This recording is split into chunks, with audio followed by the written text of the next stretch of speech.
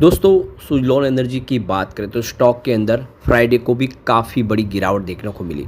Stock लगातार गिर रहा है और गिरते हुए 55 पर आ चुका है। अब आप ये देख ही सकते हो, एक समय जो स्टॉक 86 के आसपास था वो काफ़ी नीचे आ चुका है। ऐसे में क्या है आगे की संभावना? यहाँ पे हमारे सामने दो बड़ी अपडेट निकल के आ रही है। एक तरफ कंपनी ने क्वार्टर 2 की तैयारी कर ली है और इसी को लेकर ट्रेडिंग विंडो को क्लोज़ करने का फैसला कर लिया है। तो सेबी के रूल्स के तहत जब रिजल्ट बन जाता है उसके बाद में जो कंपनी से संबंधित लोग हैं उन सबके लिए ट्रेडिंग विंडो को क्लोज़ किया जाता है। दूसरी तरफ यहाँ पे रिजल्ट हमारे सामने आए तो जो अलग अलग रिजोल्यूशन थे उसको कितने परसेंट वोट पड़े हैं, कौन सा प्रस्ताव पास हुआ और कौन सा खारिज हुआ, उसको समझेंगे इस वीडियो के माध्यम से। और आने वाले समय में क्या अब सुज़लॉन फिर से बेहतर कर पाएगा, क्योंकि सुज़लॉन एनर्जी का कामकाज तो बहुत ही शानदार है। 2020 के पहले कंपनी पे बहुत भारी कर्ज था, कंपनी डूबने की कगार पे थी, वो कंपनी कर्ज मुक्त हो चुकी है। ऐसे में क्या आने वाले इसमें सुज़लॉन बेहतर कर पाएगा, क्योंकि ब्रोकरेज हाउस तो इस समय सुज़लॉन को लेकर बुलिश है, लेकिन रिटेल इन्वेस्टर बहुत ज़्यादा पैनिक करें। तो क्या है आगे की संभावना, समझने की कोशिश करेंगे इस वीडियो के माध्यम से। लेकिन फ्रेंड्स, उससे पहले अगर आप पहली बार हमारे चैनल पे आए तो चैनल को सब्सक्राइब कर दीजिए, एक बेल आइकॉन दबा दीजिए ताकि जब भी नया वीडियो बने पहला नोटिफिकेशन आपको मिले। वीडियो पसंद आए तो लाइक से ज़रूर कीजिए। चलो फ्रेंड्स, वीडियो स्टार्ट करते हैं। मैं हूँ आपका दोस्त SB दवे और हमारे अपने चैनल ऑनलाइन कमाई में आपका बहुत बहुत स्वागत है। तो सबसे पहले सुज़लॉन एनर्जी के कारोबार की बात करें तो 55.49 के आसपास क्लोजिंग देखने को मिली, जहाँ पे 2.03% की गिरावट थी। तो देख सकते हो कि शुरुआत पॉजिटिव हुई थी, उसके बाद में 57 तक स्टॉक इंट्राडे में चला गया। बाजार ने अगर साथ दिया होता तो तेज़ी बन जाती, लेकिन बाजार में गिरावट का माहौल बना जिससे स्टॉक आ गया नीचे। अब देखो कि पिछले 5 ट्रेडिंग सेशन से स्टॉक लगातार गिर रहा है, काफ़ी ज़्यादा दबाव में दिखाई दे रहा है।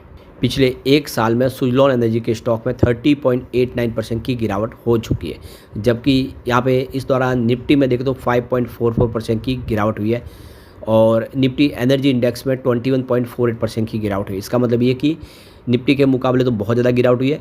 दूसरी तरफ निफ्टी एनर्जी इंडेक्स के मुकाबले भी सुज़लॉन की गिरावट ज़्यादा है, यानी सुज़लॉन एक तरह से कमज़ोर साबित हुआ है और पिछले 5 ट्रेडिंग सेशन से भी लगातार गिर रहा है।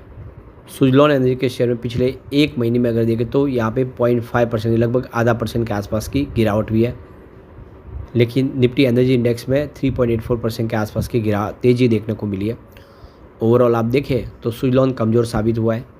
अब सुज़लॉन एनर्जी की AGM कंप्लीट हो चुकी है और आप देख सकते हो कि ये 25 सितंबर 2025 को 11 बजे शुरू हुई थी, वीडियो कॉन्फ्रेंसिंग के माध्यम से और ऑडियो विजुअल के माध्यम से।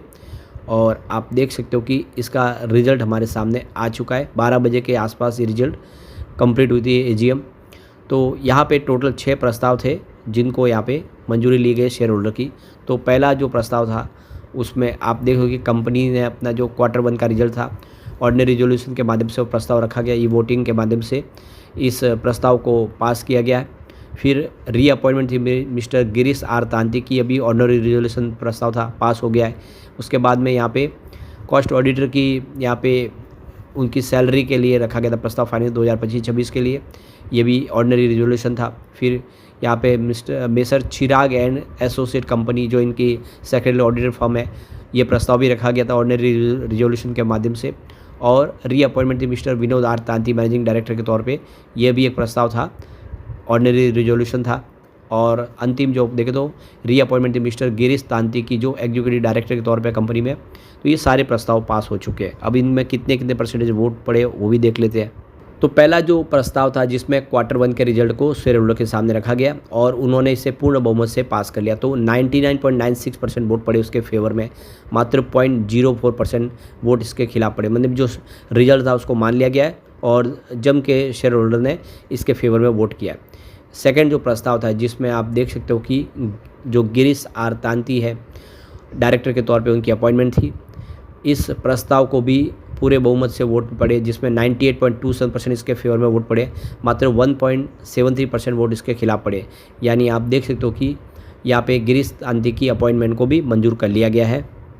इसके अलावा जो कॉस्ट ऑडिटर की रेम्यूनरेशन के लिए प्रस्ताव रखा गया फाइनेंस 2025-26 के लिए, उसके फेवर में भी पूरे वोट पड़े, 99.99% वोट फेवर में पड़े, उसके खिलाफ मात्र 0.01% वोट पड़ा है। इसका मतलब पूरे बहुमत के साथ ये प्रस्ताव भी पास हो गया है। उसके बाद में यहाँ पे अपॉइंटमेंट है Messrs Chirag Shah and associate company की जो सेक्रेटरी ऑडिटर के फर्म है, इस प्रस्ताव के फेवर में भी 97.65% इसके फेवर में वोट पड़े, मात्र 2.35% वोट इसके खिलाफ पड़े। अगला जो प्रस्ताव था जिसमें अपॉइंटमेंट हुई है, मिस्टर रीअपॉइंटमेंट है विनोद आर तांती की एज ए मैनेजिंग डायरेक्टर, तो इसके फेवर में 66.94% वोट पड़े और इसके खिलाफ काफ़ी ज़्यादा वोट थे, 33.05% वोट। यानी एक तरह से देखें तो काफ़ी सारे शेयर होल्डर जिनको पसंद नहीं है Vinod R Tanti as a MD, तो उन्होंने अपने वोट का इस्तेमाल किया, लेकिन बहुमत जो है वो फेवर में है और इस वजह से प्रस्ताव भी पास हो गया। उसके बाद यहाँ पे रीअपॉइंटमेंट हुई मिस्टर गिरीश आज तांती की एग्जीक्यूटिव डायरेक्टर के तौर पे।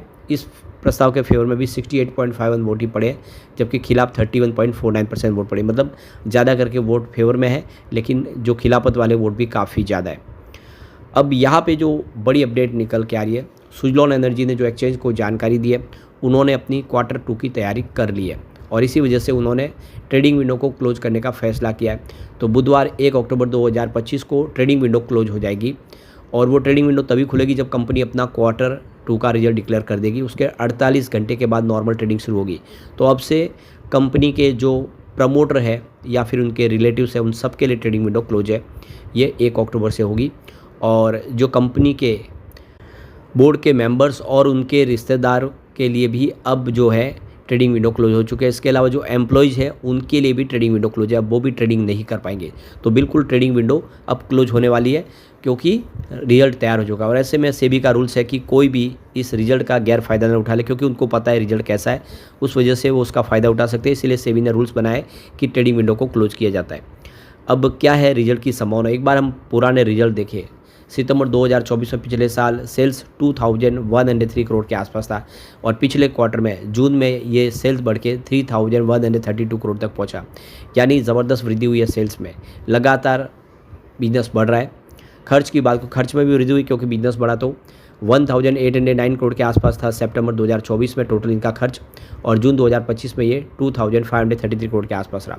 इसका मतलब ये है कि कंपनी का खर्च भी बढ़ा है जैसे बिजनेस बढ़ा है।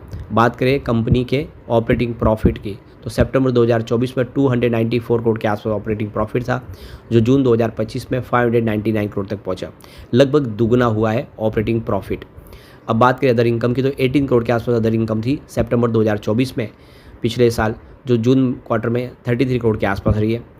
अब बात करें कंपनी के प्रॉफिट बिफोर टैक्स की, तो 202 करोड़ का प्रॉफिट बिफोर टैक्स बताया था पिछले साल सितंबर 2024 में, और पिछले क्वार्टर जून क्वार्टर में ये प्रॉफिट बिफोर टैक्स 459 करोड़ के आसपास रहा, लगभग डबल हो गया।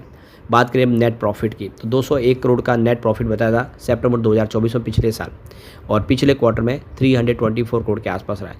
यानी नेट प्रॉफिट में अच्छी खासी वृद्धि हुई है, जो इशारा करे कि आने वाले समय सुजलॉन बेहतर कर सकता है। रिजल्ट इसका लगातार बेहतर हो रहा है और EPS में भी वृद्धि हुई है, 0.15 रुपीज़ के आसपास था सितंबर 2024 में, जो जून 25 में 0.24 रुपये तक पहुंचा है।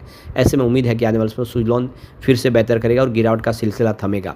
लेकिन फ्रेंड्स, कोई भी इन्वेस्टमेंट करने से पहले अपने फाइनेंशियल एडवाइजर से एडवाइस ले लें या अपना खुद का रिसर्च करें, क्योंकि मैंने वीडियो आपके एजुकेशनल पर्पज़ के लिए ही बनाया। वीडियो पसंद आए तो लाइक से जरूर कीजिए और चैनल को सब्सक्राइब कर दीजिए। Thank you friends.